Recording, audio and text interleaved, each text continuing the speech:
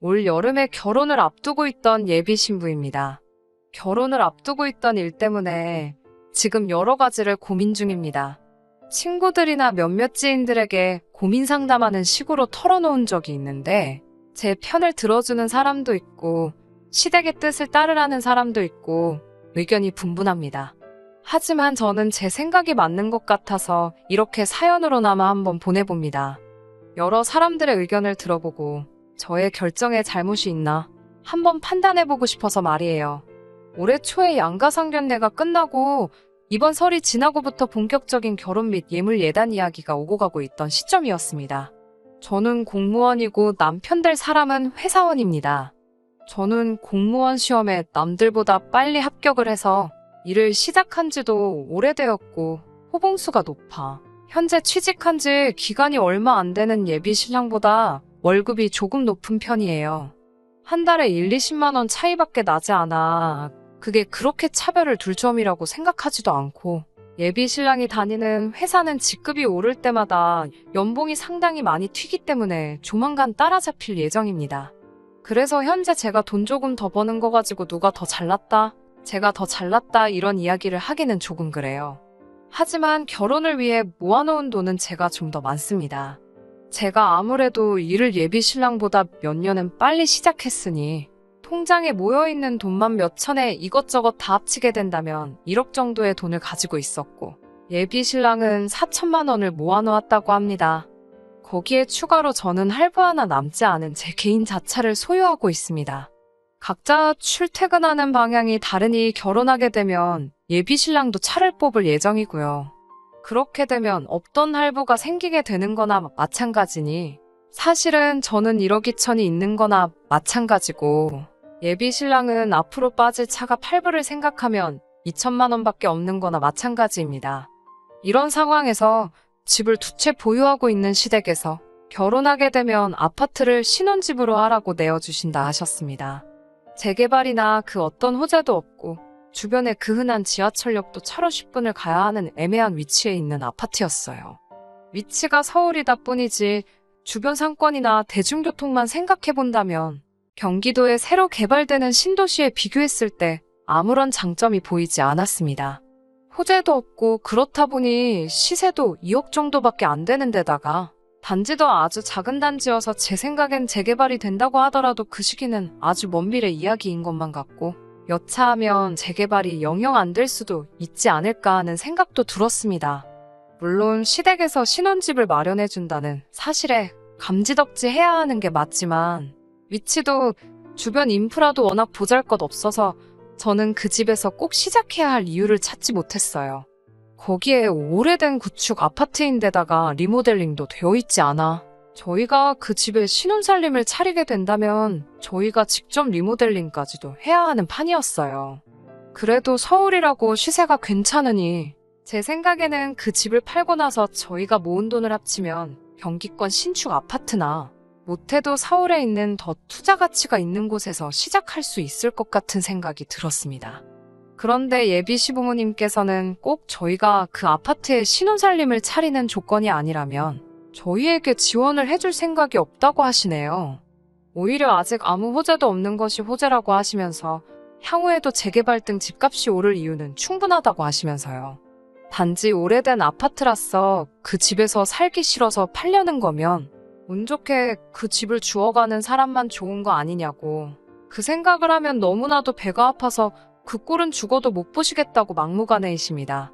아직도 그 집에 투자 가치가 있다고 생각하시는 것 같았어요. 거기에 추가로 시댁에서 집을 해주는 부분이니 집값의 20%에 해당하는 4천만 원을 예단으로 준비하라고 하시더군요.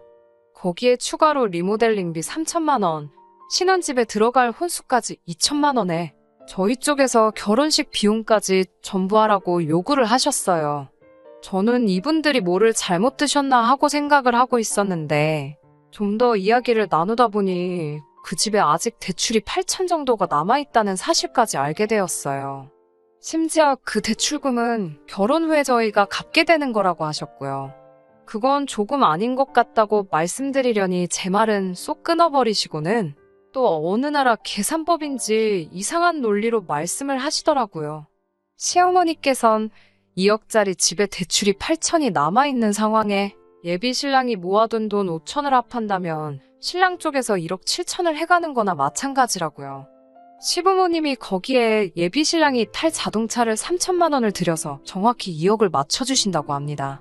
그러면 신랑 쪽에서 2억을 해가는 것이니 그 아파트 명의는 예비 신랑 명의로 두겠다고요. 가뜩이나 그 집에서 살기 싫어서 전전긍긍하고 있는데 그 말을 듣고 더욱더 그 집에서 살기가 싫어졌어요. 말인즉슨 예비 신랑은 저랑 결혼만 하면 어차피 부모님께 증여받을 것이긴 하지만 2억짜리 집이 그대로 생기는 거잖아요.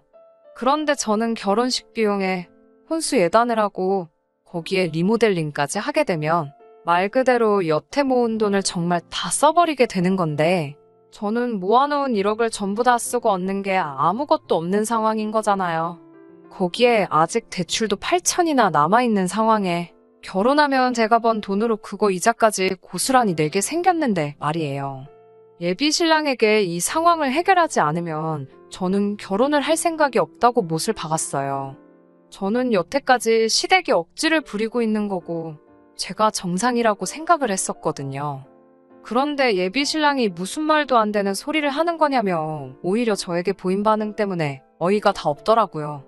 저보고 결혼 비용으로 1억을 더 들고 오고 나서 말을 꺼내라고 하네요. 정말 저는 그 말을 듣자마자 제 귀를 의심했습니다. 예비 신랑의 말은 이거였어요. 예비 시부모님 말 맞다나 자기는 2억짜리 집을 해온다. 이미 제가 준비한 결혼 비용인 1억보다 자기가 1억을 더 해오는 상황이나 마찬가지가 아니냐. 그러면 자기가 벌써 저의 2배를 가져오는 거지. 이건 반반 결혼이 성립하는 게 아니지 않느냐고 말하면서요. 오히려 부모님이 집을 그냥 주신다는데 자꾸 말도 안 되는 억지를 부리고 이 결혼을 파국으로 몰고 가는 게 전부 저에게 잘못이 있다는 식으로 몰아가더라고요. 저는 예비 신랑에게 계산 좀 똑바로 하고 말을 하라고 했어요. 그 집값이 2억이라고 너가 해오는 게 2억이 되는 게 아닌 거라고. 어거지로 숫자만 맞춰놓고 너네 부모님이 지금 내가 평생 모아놓은 1억원 빼먹으려고 하시는 거나 마찬가지인 거라고 말했지요. 솔직히 틀린 말 아니잖아요. 대출도 반 가까이 남은 집을 갚아서 주시는 것도 아니고 명의도 전부 남편 걸로 해주면 저는 제 생돈 들여서 리모델링까지 해주는 거고 집값의 20%를 예단을 준비하라는 것도 사실 무슨 소린지 이해도 안 갔어요. 강남 노른자 땅에 20억짜리 아파트 해주시면 제가 그 정도 요구는 합당하다 생각을 하겠는데 이건 아무리 봐도 제 돈으로 아파트 잔금 치르고 남은 돈으로 리모델링까지 하려는 고약한 심보가 너무 뻔히 보이잖아요.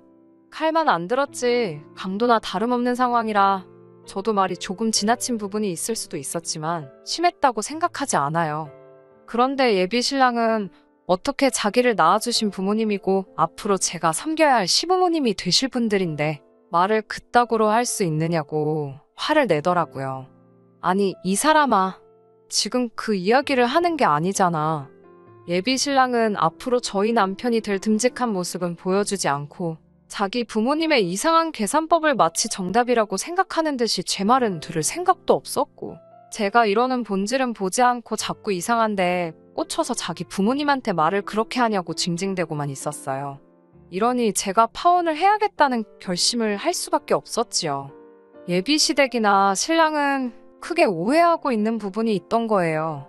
요즘 집 해주는 시댁이 어디 있냐는 논리로 나오는데 반대로 따지고 보면 제 나이에 결혼할 때 되어서 1억이나 모아놓은 사람 과연 몇 명이나 있을까요?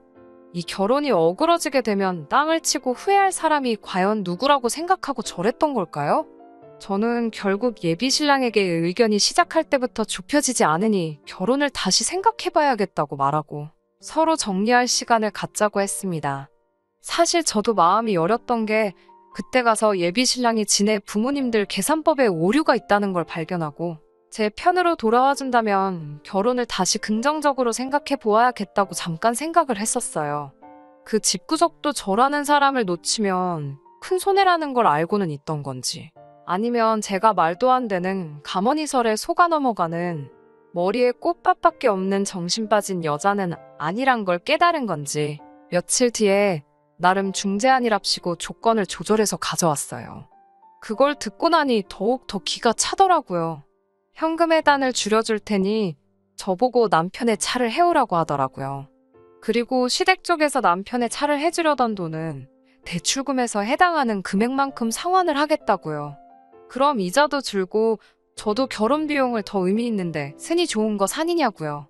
대체 뭐가 다른 건지 예비 신랑하고 이야기해봐야 더 답도 안 나올 것 같고 시어머니한테 단도직입적으로 만나자고 했습니다.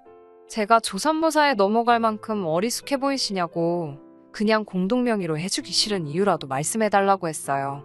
정 안 되면 어차피 살기도 싫은 그 집 그냥 시부모님이 노후 대책으로 가지고 계시라고 하고 그냥 예랑이가 모은 돈 제가 모은 돈 합쳐서 경기도권 전세로 들어가던지 아니면 돈에 맞는 빌라 전세를 들어가던지 월세부터 시작하려고요. 제가 시어머니로 모실 뻔했던 그 아줌마는 당당하게 이야기를 하더라고요. 전월세로 가자는 건 제가 모은 돈으로 집을 하겠다는 말인데 그러면 우리 아들 기죽어서 어떡하냐고요. 예로부터 남자가 더 해오면 더 해왔지.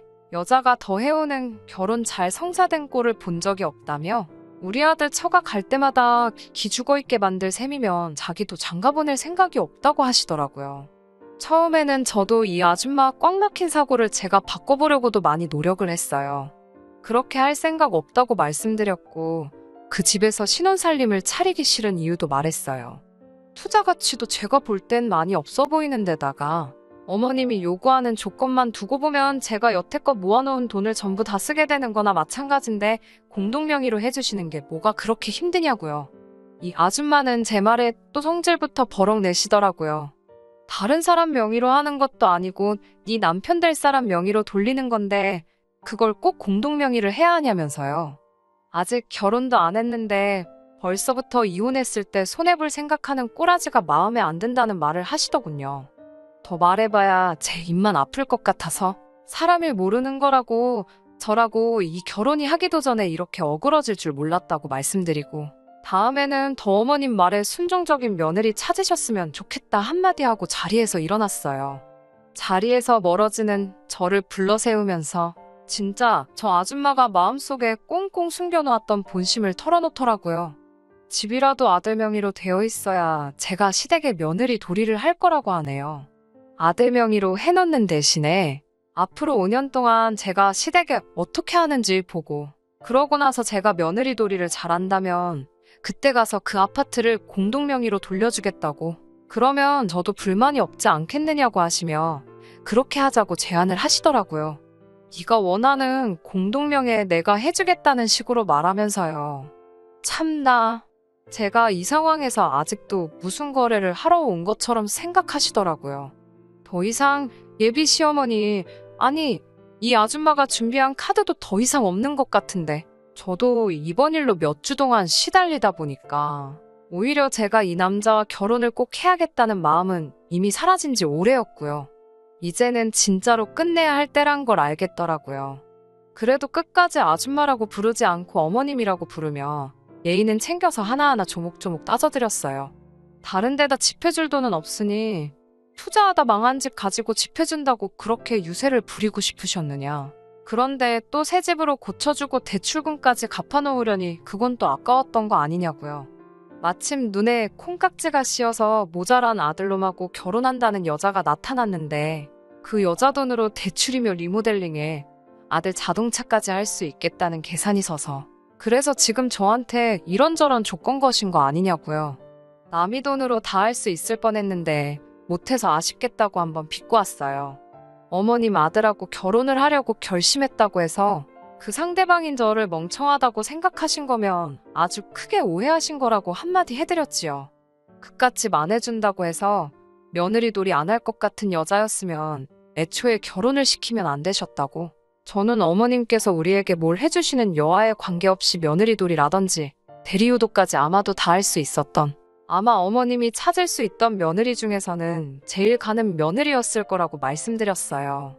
그런 저를 이렇게 만든 것도 이렇게 놓치게 된 것도 모자란 아들 탓도 있지만 어떻게든 벗겨먹으려고 했던 어머님 잘못이 제일 크다고 저는 이렇게 오늘로 어머님을 뵙는 게 마지막이겠지만 어머님하고 그 잘난 아드님만큼은 평생 저를 놓친 걸 후회하며 살았으면 좋겠다고 말씀드리고 자리 박차고 나왔네요. 가게 밖을 나서는데 왜 이렇게 마음이 후련하던지 여태까지 예비 신랑과 무슨 의리 때문에 이 결혼 꼭 할 수 있게 조건을 맞춰보려 그렇게 혼자서 마음고생해가면서 그 긴 시간을 남편 될 뻔했던 무조건 내 편을 들어줬어야 할 그 자식 없이 혼자서 싸워왔는지 싶더라고요. 사연 시작할 때 말씀드린 대로 이 결혼은 뒤집어졌고 아직도 전예비 신랑에게서는 연락이 와요. 아마 한 번 더 기회를 달라는 말이겠죠. 혹시나 마음 약해질까봐 연락도 받지 않고 문자도 확인하지 않고 다 지워버리고 있습니다. 앞서 말한 대로 몇몇 지인은 잘했다고 이제 벤츠 탈 일만 남았다고 응원해주면서도 몇몇 분들은 그래도 예비 시어머니 말이 딱히 틀린 건 없다고 하는 사람도 있어서 그래서 이렇게 사연 보내봤어요.